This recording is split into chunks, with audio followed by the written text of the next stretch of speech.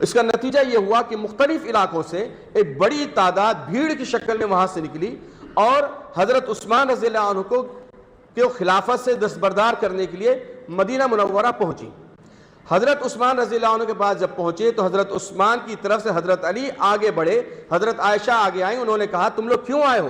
انہوں نے کہا کہ آپ ہی نے تو ہمیں بلایا تھا، اور انہوں نے خطوط دکھا دیے۔ حضرت علی نے خطوط دیکھ کر کہا بخدا یہ خط میں نے نہیں لکھا۔ حضرت عائشہ نے کہا یہ خط میرے لکھے ہوئے نہیں ہے، تم لوگ جاؤ، واپس جاؤ۔ جب وہ واپس جانے لگے تو پھر بیچ میں صحابیوں نے کہا کہ انہوں نے خطوط لکھے ہوں یا نہ لکھے ہوں، حضرت عثمان بہرحال اس بات کے اہل نہیں ہیں کہ وہ اپنی منصب پر فائز رہیں، ان کو وہاں سے ہٹایا جائے۔ یہ مدعا لے کر وہ پھر واپس آتے ہیں اور حضرت عثمان رضی اللہ عنہ کے گھر کا محاصرہ کر دیتے ہیں۔ وہ محاصرہ کرتے ہیں، اس وقت بہت سے صحابہ ہیں، حضرت علی رضی اللہ عنہ موجود ہیں، حضرات حسنین موجود ہیں، البتہ اس وقت حضرت عائشہ رضی اللہ عنہ حج کے ایام ہوتے ہیں تو وہ حج کو چلی جاتی ہیں۔ یہاں محاصرہ ہوتا ہے، حضرت علی سمجھتے ہیں کہ یہ سب بھیڑ ہے، ابھی چلی جائے گی، حالات سنگین نہیں ہوں گے، لیکن وہ محاصرہ بڑھتا رہا۔ دھیرے دھیرے دھیرے جب 1 مہینہ ہو گیا تب ان لوگوں نے یہ سوچا کہ ہمارا یہ محاصرہ ہے، حضرت عائشہ پوری فوج کے ساتھ مکے گئی ہوئی ہیں، ایسا نہ ہو کہ حج کے ایام پورے ہو جائیں اور فوج آ جائے تو ہمارے خلاف کارروائی ہو۔ چنانچہ انہوں نے کہا کہ اب ہمیں جو کچھ کرنا ہے جلد ہی کرنا ہوگا۔ 40 دن کا محاصرہ رہا اور 40 دن بعد لوگوں نے کارروائی شروع کی۔ اس دوران حضرت علی نے اپنے بیٹوں کو، حضرات حسنین کو، دیگر صحابہ اکرام سب پہنچ گئے حضرت عثمان کے پاس اور کہا کہ آپ اگر اجازت دیں تو ہم ان لوگوں کے لیے کافی ہیں۔ حضرت عثمان رضی اللہ عنہ کی یہ رحم دلی تھی، امت پر ان کی شفقت تھی۔ انہوں نے کہا کہ مجھے یہ بالکل گوارا نہیں کہ میری وجہ سے کسی کا پچنا کے برابر بھی خون بہے، کیونکہ جتنے لوگ آئے تھے بہرحال سب اسلام کے دعوے دار تھے۔ حضرت عثمان نے یہاں تک قسم دی کہ جو میرے غلام ہیں میں انہیں قسم دیتا ہوں کہ وہ چلے جائیں، جو چلا جائے وہ آزاد ہے۔ اس طرح کہہ کے انہوں نے سب کو رخصت کر دیا۔ آخری شخص جو وہاں سے ہٹے وہ حضرت حسن رضی اللہ عنہ تھے۔ وہاں سے سب ہٹ گئے، بلوائی اندر گھسے اور گھس کے حضرت عثمان رضی اللہ عنہ کو شہید کر دیا۔ حضرت عثمان رضی اللہ عنہ کی اہلیہ حضرت نائلہ وہ بیچ میں آئی روکنے کے لیے، ایک بار ان پہ بھی ہوا، ان کی انگلیاں کٹ کر گر گئی اور حضرت عثمان قرآن مجید کی تلاوت کرتے ہوئے شہید ہوئے۔ تاریخ اسلام کا یہ سب سے سنگین واقعہ ہے، سب سے خطرناک واقعہ ہے، بلکہ دیکھا جائے تو بعض اعتبار سے واقعہ کربلا سے زیادہ دردناک، واقعہ کربلا سے زیادہ اہم یہ واقعہ ہے کہ یہاں سے جو سلسلہ شروع ہوتا ہے اس امت کے خانہ جنگی کا، وہ سلسلہ آج تک نہیں تھما۔ حضرت عثمان کی شہادت سے تاریخ نے جو موڑ لیا وہ موڑ یہ تھا کہ وہاں سے جو ایک اصلاح کا کام ہو رہا تھا، امت جس طرح متحد تھی وہ سارا اتحاد وہیں سے پارا پارا ہوتا ہے۔ حضرت عثمان شہید ہوتے ہیں اور حضرت عثمان کی شہادت کی خبر شام میں پہنچتی ہے۔ شام میں حضرت امیر معاویہ ہیں، حضرت امیر معاویہ حضرت عثمان رضی اللہ عنہ کے رشتہ دار ہیں۔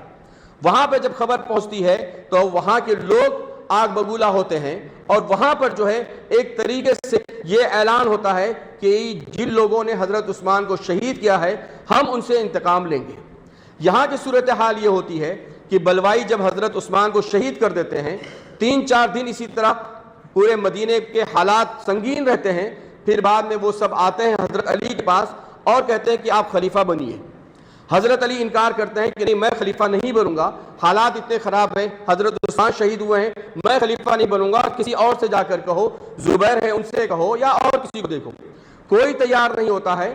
امت کو بغیر خلیفہ کی چھوڑنا یہ مناسب نہیں تھا، چنانچہ مجبوراً حضرت علی ان کی بات مانتے ہیں اور خلیفہ بنتے ہیں۔ اب یہاں پر صورتحال سمجھیے کہ کیا ہے۔ بلوائیوں نے حضرت علی رضی اللہ عنہ کو اصرار کر کے انہیں خلیفہ بنا دیا، وہ خلیفہ بن گئے۔ خلیفہ بننے کے بعد حضرت علی نے سب سے پہلے کام یہ کیا کہ جو مختلف علاقوں پہ گورنر تھے ان کو معزول کر دیا۔ معزول اس لیے کر دیا کہ ان کے اوپر الزامات تھے جس کی وجہ سے یہ سارا بوال ہوا تھا، کیونکہ حضرت عثمان پر یہی الزام تھا کہ جو گورنر انہوں نے متعین کیے ہیں وہ گورنر صحیح سے کام نہیں کر رہے ہیں۔ حضرت علی نے وہ سارے گورنر معزول کر دیے۔ ایک فرمان حضرت امیر معاویہ کے پاس بھی پہنچا۔ دوسری بات یہ ہوئی کہ حضرت علی رضی اللہ عنہ نے یہ دیکھا کہ مدینہ کی حرمت پامال ہو رہی ہے، یہاں پر حضور صلی اللہ علیہ وسلم تشریف فرما ہے، تو یہ یہاں پر کسی طرح کا خلفشار ہو یہ مناسب نہیں۔ اس کے علاوہ سبائیوں نے اپنا مرکز کوفے کو بنایا تھا۔ حضرت علی نے یہ سوچا کہ کوفہ ایک مرکزی جگہ ہے جہاں سے پوری مملکت کو کنٹرول کرنا آسان ہے اور سبائیوں کو بھی کنٹرول کرنا آسان ہے، چنانچہ حضرت علی نے اپنا دارالخلافہ کوفے منتقل کر دیا۔ ابھی تک دارالخلافہ مدینہ تھا، مدینے سے حضرت علی نے اپنا دارالخلافہ کوفے منتقل کیا۔ تو صورتحال یہ بن رہی ہے کہ حضرت عثمان شہید کر دیے گئے ہیں، بلوائیوں کے کہنے پر، اصرار پر حضرت علی خلیفہ منتقل ہو گئے ہیں، سبائیوں کے ہی مرکز کوفے میں حضرت علی نے اپنا دارالخلافہ منتقل کر دیا ہے۔ دوسری طرف حضرت معاویہ کے پاس خبریں پہنچائی جاتی ہیں، بیچ میں جو پہنچانے والے سب سبائی ہیں، وہاں خبریں یہ پہنچتی ہیں کہ دیکھو خطوط لکھے گئے تھے حضرت علی کی طرف سے۔ حضرت معاویہ کے پاس یہ خبریں پہنچائی جاتی ہیں کہ حضرت علی کی طرف سے خطوط لکھے گئے تھے، حضرت علی اسد اللہ ہیں، ان کے ہوتے ہوئے حضرت عثمان شہید کر دیے گئے۔ حضرت علی کے ہوتے ہوئے عثمان کا شہید ہونا اس بات کی دلیل ہے کہ اس میں کہیں نہ کہیں حضرت علی شامل ہیں۔ اس کے بعد حضرت علی نے کوفہ جو سبائیوں کا گڑھ ہے وہیں پر انہوں نے اپنا دارالخلافہ بھی منتقل کر دیا ہے۔ سبائیوں نے یہ تاثر دیا کہ ہماری محبت میں، ہمارے تعلق میں حضرت علی نے اپنا دارالخلافہ منتقل کیا ہے اور وہ کوفے آ گئے۔ یہ ساری صورتحال پہنچتی ہیں حضرت معاویہ کے پاس۔ حضرت معاویہ کو کہا جاتا ہے باغی، بالکل غلط۔ حضرت معاویہ نے حضرت علی کی کوئی مخالفت نہیں کی، انہوں نے صرف اتنا کہا تھا کہ پہلے جن لوگوں نے حضرت عثمان کو شہید کیا ہے ان سے قصاص لیا جائے۔ ایک جائز مطالبہ تھا، کسی طرح کا کوئی غلط مطالبہ یہ نہیں تھا۔ حضرت معاویہ کا یہ کہنا کہ قاتلان عثمان سے قصاص لیا جائے بالکل درست مطالبہ تھا، اور حضرت علی اس بات پہ بھی تیار تھے کہ ہاں ان کا قصاص لیا جائے گا۔ وہاں حضرت عائشہ کو معلوم ہوتا ہے، حضرت عائشہ بھی یہی مطالبہ کرتی ہیں کہ پہلے ان کا قصاص لیا جائے جن لوگوں نے حضرت عثمان کو شہید کیا ہے۔ حضرت علی بھی اس بات پہ راضی ہوتے ہیں کہ ہاں قصاص لیا جائے گا، لیکن سبائیوں کا غلبہ اتنا تھا، ان کا کنٹرول اس قدر تھا کہ جب حضرت علی کہتے ہیں کہ قصاص لیا جائے گا جن لوگوں نے حضرت عثمان کو شہید کیا ہے، تو تقریباً 10,000 لوگ کھڑے ہوتے ہیں، کہتے ہیں ہاں ہم سب نے قتل کیا ہے، ہم سے قصاص لے سکتے ہو تو لو۔ اتنی بڑی تعداد سے قصاص لینا ممکن نہیں تھا۔ حضرت علی کی طرف سے یہ عذر ہوا کہ ابھی حالات اس طرح نہیں ہیں کہ ہم قصاص لے سکیں، لیکن وہاں خبر یہ پہنچ رہی تھی کہ حضرت علی جو ہے وہ قصاص لینے میں پسو پیش کر رہے ہیں، ان کے قدم ڈگمگا رہے ہیں۔ حضرت معاویہ کا مطالبہ تھا کہ پہلے قصاص لیا جائے، اس کے بعد میں بیعت کروں گا۔ حضرت علی کی خلافت سے ان کو اعتراض نہیں تھا، ان کا صرف یہ مطالبہ تھا کہ پہلے قصاص لیا جائے۔ جو لوگ آ کر ان سے کہتے ہیں کہ آپ حضرت علی کے ہاتھ پر بیعت کر لیجئے، کیونکہ بیعت کے لیے گورنروں کو یا نمائندوں کو بھیجا جاتا تھا، حضرت معاویہ کا یہ تھا کہ اگر ابھی میں نے بیعت کر لی تو یہ جو لوگ ہیں حضرت علی کے گرد سبائی ہیں، یہ مجھے حضرت علی تک پہنچنے ہی نہیں دیں گے، راستے میں میرا کام تمام کر دیں گے۔ اس لیے انہوں نے مطالبہ کیا کہ نہیں، پہلے قصاص لیا جائے گا، اس کے بعد میں حضرت علی کو اپنا خلیفہ مانوں گا۔ جب تک انہوں نے بیعت نہیں کی ہے، بغاوت کا کوئی سوال نہیں۔ دوسری بات، ان کا اختلاف حضرت علی کی خلافت سے نہیں تھا، انہوں نے یہ نہیں کہا تھا کہ یہ خلیفہ غلط بن گئے ہیں یا میں خلیفہ کا حقدار ہوں یا کسی اور کو خلیفہ بننا چاہیے تھا۔ اس دوران قیصر روم کو معلوم پڑتا ہے کہ مسلمانوں کے درمیان انتشار ہے، مسلمان آپس میں لڑ رہے ہیں، تو وہ یہ سمجھتا ہے کہ اس موقع کا فائدہ اٹھایا جائے، اور وہ وہاں سے، چونکہ شام قریب تھا، حضرت معاویہ سے کہتا ہے کہ میرا ساتھ دو، تو علی ان کے خلاف کارروائی کرتے ہیں، ان کو شکست دے کے تم کو خلافت کی گدی پر بٹھا دیتے ہیں۔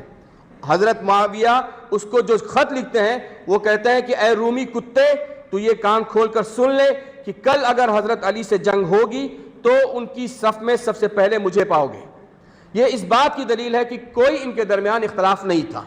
یہاں پہ ایک بات آپ سمجھتے چلیے، صحابہ کرام جتنے ہیں سب کے سب عدول ہیں، کسی کے بھی سلسلے میں، کسی کی نیت کے سلسلے میں رتی بھر بھی ہمیں شک و شبہ نہیں ہونا چاہیے۔ نظریاتی اختلاف ہو سکتا ہے، اجتہادی خطا ہو سکتی ہے، فیصلے میں غلطی ہو سکتی ہے، سب انسان ہیں، بشر ہیں، لیکن کسی کی نیت غلط نہیں ہو سکتی ہے۔ حضرت معاویہ اپنی جگہ پر ان کا مطالبہ درست، حضرت علی کا مطالبہ درست۔ صورتحال ایسی بنی ہوئی تھی کہ وہاں کی خبر وہاں نہیں پہنچ رہی، وہاں کی خبر وہاں نہیں پہنچ رہی۔ آج کے اس ترقی یافتہ دور میں آپ سمجھیے کہ لکھنؤ کے شہر میں کہیں کوئی واقعہ ہو رہا ہو تو ہمیں یہاں نہیں معلوم پڑے گا کہ حقیقی صورتحال کیا تھی، جبکہ وہاں مدینہ اور شام سینکڑوں میل کی مسافت کس طریقے سے ہی خبر پہنچتی، اور بیچ میں سبائی اسی مقصد سے لگے ہوئے تھے کہ کس طریقے سے حالات کو خراب کیا جائے۔ جہاں مقصد یہی ہو کہ حالات خراب کرنا ہو، وہیں صحیح صورتحال سے واقف ہونا ممکن نہیں ہے۔ اس چیز کو یوں سمجھیے کہ جب حضرت عائشہ رضی اللہ عنہ نے مطالبہ کیا کہ حضرت عثمان کا قصاص لیا جائے تو ان کے پاس بھی یہی خبر پہنچائی گئی کہ حضرت علی اس میں راضی نہیں ہے، جبکہ حضرت عائشہ مکے میں ہے اور حضرت علی مدینے میں ہے، بہت زیادہ دوری بھی نہیں ہے، اتنی سی کم دوری پہ یہ خبریں پہنچائی جا رہی ہیں حضرت عائشہ اور حضرت علی کو کہ دونوں لوگ ایک دوسرے کے خلاف ہیں، اور دونوں لوگ جب نکلتے ہیں جنگ کے گویا کی فوج لے کے نکلتے ہیں، جب دونوں کی ملاقات ہوتی ہے، حضرت علی حضرت عائشہ سے پوری صورتحال بتاتے ہیں، تو جا کے یہ طے ہوتا ہے کہ ہاں بات صحیح کہہ رہے ہیں حضرت علی، حضرت عائشہ وہاں مانتی ہیں کہ ہاں کوئی اختلاف کی بات نہیں ہے، سب صحیح ہے۔ دونوں لشکر رات میں رکتے ہیں، رات میں جب سبائی دیکھتے ہیں کہ یہ تو صلح ہو گئی ہے، ہمارا مقصد حاصل نہیں ہو رہا ہے، تو کچھ سبائی رات میں اٹھتے ہیں اور حضرت عائشہ کے لشکر پہ حملہ کرتے ہیں، کچھ اٹھتے ہیں اور حضرت علی کے لشکر پہ حملہ کرتے ہیں اور کہتے ہیں کہ دیکھو علی کے لشکر نے حملہ کر دیا، وہاں کہتے ہیں دیکھو عائشہ کے لشکر میں حملہ کر دیا۔ رات میں کوئی پہچان نہیں پاتا ایک دوسرے کو، اور رات میں دونوں فوجیں آپس میں لڑ جاتی ہیں اور جنگ جمل واقع ہوتی ہے جس میں ہزاروں مسلمان شہید ہوئے۔ تو یہ دونوں لوگ جب موجود ہیں تب غلط فہمیاں پھیلا دی گئی ہیں، مکہ مدینہ اتنے قریب قریب ہے تب غلط فہمیاں پھیلا دی گئی ہیں، تو مدینہ اور شام یا کوفہ اور شام اتنے دور ہے، کہاں تک وہاں پہ صحیح صورتحال پہنچتی۔ بہرحال نتیجہ یہ ہوا کہ نہ یہاں حضرت علی کے پاس صحیح بات پہنچی، نہ حضرت معاویہ کے پاس صحیح بات پہنچی، اور دونوں نکلے وہ مطالبے کے لیے نکلے کہ قصاص لیا جائے۔ حضرت علی نکلے کہ معاویہ کو ہم نے معزول کیا ہے، انہیں اپنی جگہ سے ہٹنا چاہیے، اور صفین کے مقام پر دونوں فوجیں ملتی ہیں اور جو جنگ صفین ہے وہ واقع ہوتی ہے، یہ آپ کو معلوم ہے۔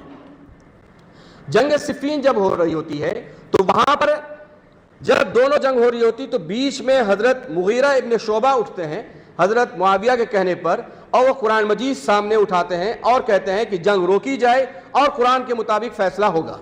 حضرت علی کہتے ہیں کہ یہ ایک سازش ہے، یہ ایک چال ہو سکتی ہے، اپنے لوگوں سے کہتے ہیں کہ نہیں جنگ جاری رکھو، اس چیز کو نہیں مانا جائے گا۔ لیکن حضرت علی کے ساتھ جو تھے، بتا چکا ہوں، ان کے ساتھ جو تھے ان میں بڑی تعداد سبائیوں کی تھی، وہی حضرت علی کو گھیرے ہوئے تھے۔ ان لوگوں نے پہلے کہا کہ نہیں ہم آپ کی بات نہیں مانیں گے، ہم جنگ کریں گے۔ حضرت علی نے کہا کہ دیکھو یہ جب ہے آ گیا ہے جنگ کرو، تب انہوں نے کہا نہیں اب ہم جنگ نہیں کریں گے، آپ رکیے۔ پھر حضرت علی نے کہا ٹھیک ہے جنگ بند کی جائے اور جو یہ فیصلہ ہے اس کے مطابق ہوگا۔ جب وہ طے ہو گیا پھر کچھ لوگ کھڑے ہوئے کہ نہیں آپ نے کیوں بات مان لی۔ پہلے حضرت علی نے کہا کہ جنگ جاری رکھو، قرآن مجید کو جو نیزوں پہ بلند کیا گیا ہے یہ ایک سازش ہو سکتی ہے، تب ان سبائیوں نے حضرت علی کی بات نہیں مانی، تب وہ جنگ جاری نہیں رکھے۔ پھر حضرت علی ان کے کہنے پہ مجبور ہو گئے اور کہا کہ چلو ٹھیک ہے جنگ بند کرو اور جو ہے فیصلہ قرآن مجید کے مطابق ہوگا۔ جب حضرت علی اس پہ راضی ہو گئے تب ان میں سے کچھ لوگ کھڑے ہوئے، انہوں نے کہا کہ آپ نے کیسے بات مان لی، اور کسی شخص کے کہنے پہ تھوڑی نہ فیصلہ ہوگا، اور وہ حضرت علی سے باہر نکل گئے، جن کو بعد میں خوارج کہا گیا۔ وہ خوارج ان کا یہ ماننا تھا، ان کا یہ عقیدہ تھا کہ جو بھی گناہ کبیرہ کرے گا، گناہ کبیرہ والا شخص جو ہے وہ اسلام سے خارج ہے، اور جو اسلام سے خارج ہے وہ مرتد ہے، اور جو مرتد ہے وہ واجب القتل ہے۔ یہ سوچ کر پھر خوارج نے اپنی ان کی ایک جو ہے میٹنگ ہوئی، جن میں 3 لوگوں نے طے کیا اور کہا کہ اس سارے فساد کی جڑ صرف 3 لوگ ہیں، ایک حضرت علی ہیں، ایک حضرت معاویہ ہیں، اور ایک حضرت مغیرہ ابن شعبہ ہیں۔ مغیرہ ابن شعبہ بہت جلیل القدر صحابی ہیں، بیعت رضوان میں شریک تھے۔ انہوں نے کہا کیوں نہ ان تینوں کو ہی ہٹا دیا جائے راستے سے، ان تینوں کو ختم کر دیا جائے، معاملہ سب صحیح ہو جائے گا اور مسلمانوں میں جو انتشار پھیلا ہے یہ انتشار ختم ہو جائے گا۔ ان لوگوں نے طے کیا اور 3 لوگ طے ہوئے کہ ہم تینوں ایک ساتھ ان کے اوپر حملہ کریں گے، کیونکہ اگر ایک پہ حملہ ہوا دوسرا بچ گیا، یا دوسرے پہ ہوا تیسرا بچ گیا، تو کارروائی ہو سکتی